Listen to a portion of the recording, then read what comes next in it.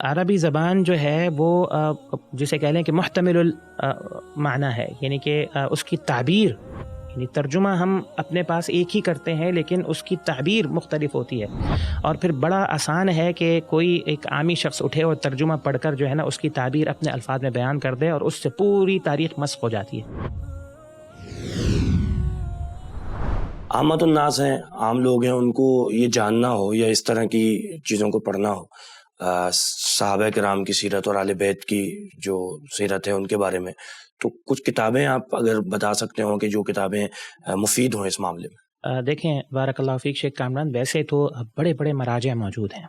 اور بڑی یعنی کہ جسے کہہ لیں مجلدات، بڑی بڑی جلدوں کے اندر، کئی جلدوں کے اندر کتابیں موجود ہیں، لیکن ایک عام آدمی کی وہ دسترس سے باہر ہے۔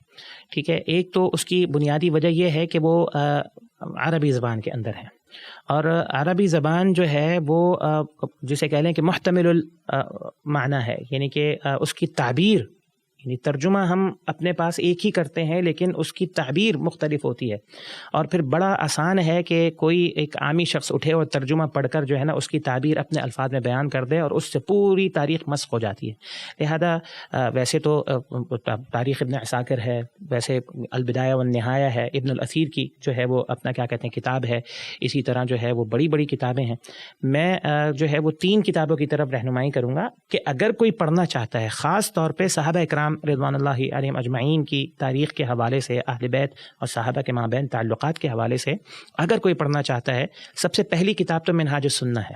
شیخ الاسلام امام ابن تیمیہ رحمہ اللہ کی، اور غالباً اس کا بھی جو ہے وہ ترجمہ ہو چکا ہے۔ اگر کوئی شخص عربی جانتا ہے تو بہت اچھی بات ہے، لیکن اگر نہیں جانتا، ویسے اس کو پڑھنے کی ضرورت نہیں ہے ان معاملات کے اندر، لیکن اگر کچھ شبہات ہیں اس کے ذہن میں یا اگر وہ پڑھنا چاہتا ہے تو امام شیخ الاسلام ابن تیمیہ رحمہ اللہ کی منہاج السنہ جو ہے وہ پڑھ سکتا ہے۔ پھر اس سے پہلے اس کا اختصار ہے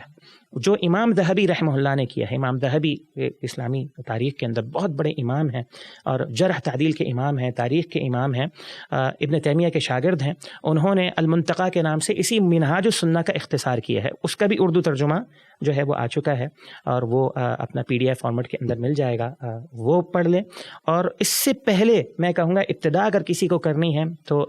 کویت کے بہت بڑے عالم دین ہیں ڈاکٹر عثمان الخمیس، ان کی کتاب ہے حقبہ من التاریخ، آڈیو فارمیٹ کے اندر بھی ہے اور اپنا کیا کہتے ہیں ایک PDF میں بھی ہے، اس کا اردو ترجمہ آئینہ ایام تاریخ کے نام سے جو ہے ہو چکا ہے۔ اور میں چاہوں گا کہ اگر آپ ان کا جو ہمارے ساتھ ٹیم موجود ہے، اگر اس کا لنک اگر وہ مستقبل میں دے سکے، ان تینوں کتابوں کا PDF لنک ہماری اپنی ویب سائٹ کا، تو بہت اچھی بات ہو جائے گی۔ آئینہ ایام تاریخ سے شروع کریں، نبی کریم صلی اللہ علیہ وسلم سے لے کر شہادت سیدنا حسین تک کی پوری تاریخ مختصر اہل السنہ والجماعہ کے عقیدے منہج کے مطابق، اس کے بعد منتقی امام ذہبی کی اگر پڑھنا چاہے تو، اور اس سے اوپر شیخ الاسلام تیمیہ کی منہاج السنہ، یہ کافی ہے۔ جزاک اللہ خیر، بارک اللہ فیکم۔